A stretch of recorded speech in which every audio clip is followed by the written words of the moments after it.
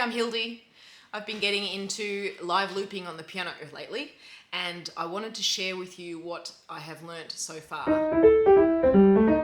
Incorporating technology into your performance is not as simple as just recording what you do. It's a whole new skill set, and it's like another instrument to learn. And playing this instrument, this technology instrument, also requires lots of practice time.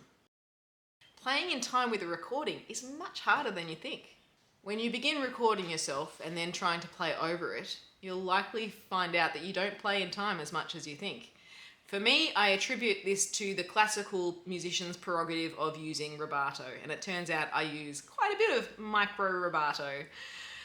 But that doesn't really work in a looping situation, so I had to really stop and think about how I play in time, really strictly in time. Things I learned to get better at this: using a metronome on a small subdivision helps. So if a piece is in 4/4, I found putting the metro on 8/8 was really helpful. Also, setting up a rhythmic groove with a small subdivision helps too. So recording a rhythm track with your hands on semiquavers or a shaker kind of a track, something like that. Obviously it has to be in time. I might do a video in more detail about this rhythm stuff. In brief, closing your eyes really helps, listening really actively helps, and being really aware of your body in time and space, how it's moving, and also having it constantly moving in space. Because of the extra difficulty in rehearsing the technology side as well as the playing side in looping, at least when you're starting out, I'd recommend choosing a piece that notes-wise is not too challenging. You're going to have enough to deal with in the first couple of goes. So bring the overall project into a more achievable range by making the notes, the piece themselves, a lower difficulty.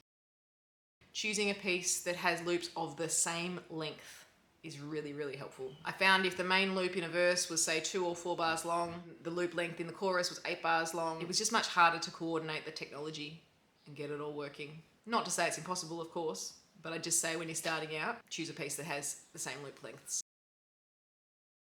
This one's important. Don't worry about your mic setup at first. There is such a big learning curve with the software and the actual playing that it just doesn't matter if you're using a standard iPhone mic or iPad mic to start with. Once you're able to confidently manage the process, then you can think about getting better equipment to make it sound better. I liken it to, okay, you can practice on your, sort of basic piano at home for as much as you need to get your piece working, and then you're going to go to perform somewhere, you perform on a much nicer piano.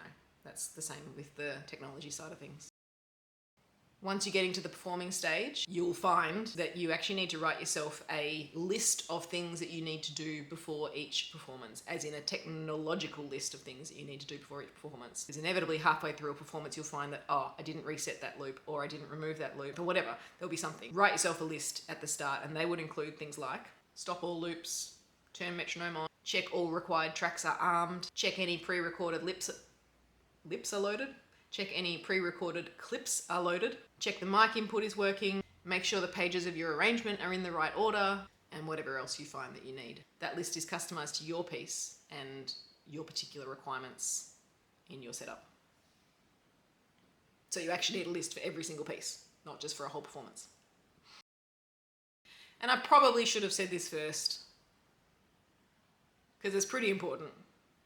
Choose a piece that you like, because you're going to hear it many, many times over. Hope that was helpful. Catch you later.